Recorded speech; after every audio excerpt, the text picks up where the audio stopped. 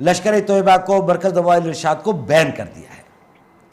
और टेररिज्म हमारे यहाँ भी है, आपके यहाँ भी है। बुनियादी प्रश्न है वो ये है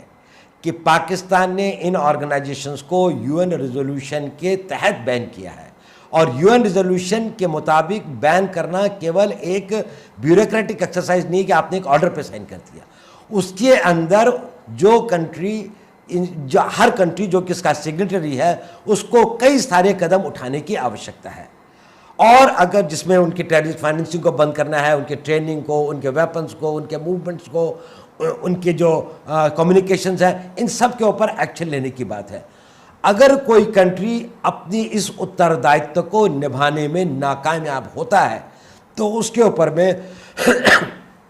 सैंक्शंस इंपोज किए जा सकते हैं। ये भारत ने ये पहल नहीं की।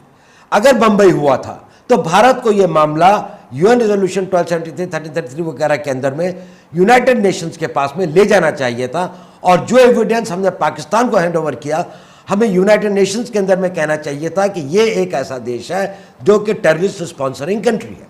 और इसके ऊपर सैंक्शंस लगाई जाए। ये बात ज़रूर है कि शायद सैंक्शंस नहीं लगती अगर उसको अमेरिका का वो प्राप्त है, लेकिन ये डिबेट होता, ये रिकॉर्ड पे आता, और ये पाकिस्तान के ऊपर में एक दबाव डालता कि अगर वो इन एक्टिविटीज़ के साथ कंटिन्यू करेगा, और अगर भारत के हाथ में कुछ और एविडेंस पर आ जाएंगे, और किसी स्टेज पर अगर अमेरिका उसको सपोर्ट इतना करने के लिए तैयार न हो, अफगानिस्तान की सिचुएशन या कोई और अंतर्राष्ट्रीय सिचुएशन ऐसे बनती है, उस केस में जो पाकिस्तान के ऊपर में सैंक्शंस इंपोज होंगे, तो उससे पाकिस्तान एज ए कंट्री के लिए सर्वाइव करना मुश्किल हो जाएगा, ख़ासतौर आज के उसमें जबकि पाकिस्तान इकोनॉमिकली टोटली वीक हो चुका है, उसकी इंटरनल सिचुएशन टोटली फ्रेजाइल है।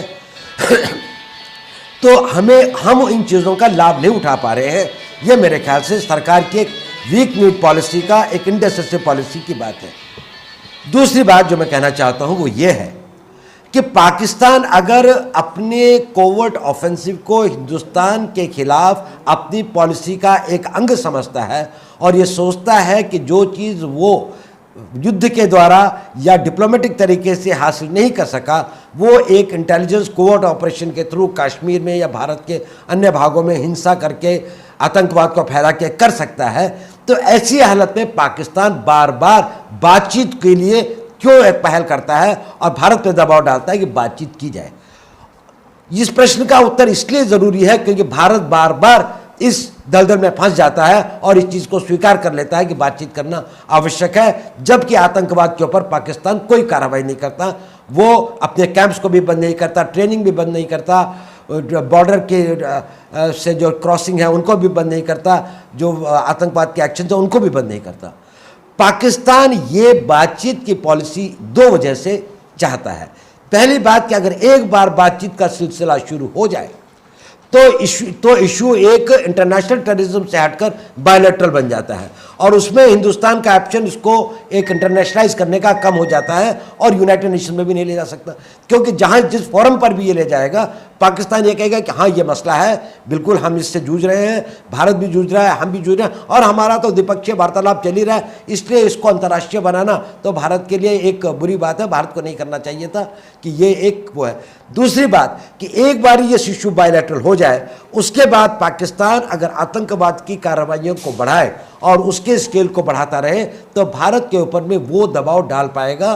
कि अगर वो ये चाहता है कि भारत में हिंसा ना हो, तो वह कश्मीर के ऊपर या वाटर के ऊपर या जो भी उनके बाकी मसले उनके ऊपर में भारत उनको कंसेशन प्रोवाइड करे। मेरे विचार से भारत को तब तक बातचीत के लिए तैयार नहीं होना चाहिए जब तक कि fundamental delivery on matter of terrorism Pakistan नहीं करता। और ये केवल इंसिडेंट का ख़त्म होने की बात नहीं है, ये भी आवश्यक है कि वहाँ का जो टेररिस्ट इंफ्रास्ट्रक्चर, जो उनके फ्रंट ऑर्गेनाइजेशन टेररिज्म को चला रहे हैं, उनके ऊपर में उचित और संपूर्ण कार्रवाई की जाती है। पाकिस्तान हमको ये बताना चाहता है, दुनिया को बताना चाहता है कि साहब आप कहते हैं मुरीद के अंदर में मरकज दवाइल इरशाद का बड़ा भारी कैंप है, देखिए आपकी जर्नलिस्ट हरिंदर बवेजा वहाँ गई थी, उन्होंने तो कैमरा में लिया, कोई कैलेंशिकॉफ नहीं थे, गेट पे होती दो तीन, वो तो किसी के पास भी हो सकती है, बाकी अंदर तो कुछ नहीं था। लेकिन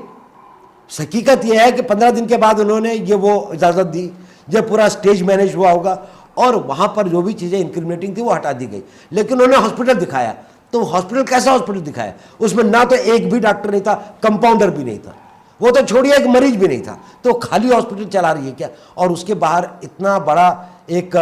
बोर्ड लगा हुआ है, उसके बाहर इतना बड़ा गेट बना हुआ है, वो हॉस्पिटल बना हुआ है वहाँ पर, मरकज़ दवा इरशाद का। तो अगर ऐसी बात है तो फिर वहाँ पे बैन क्यों किया उसको?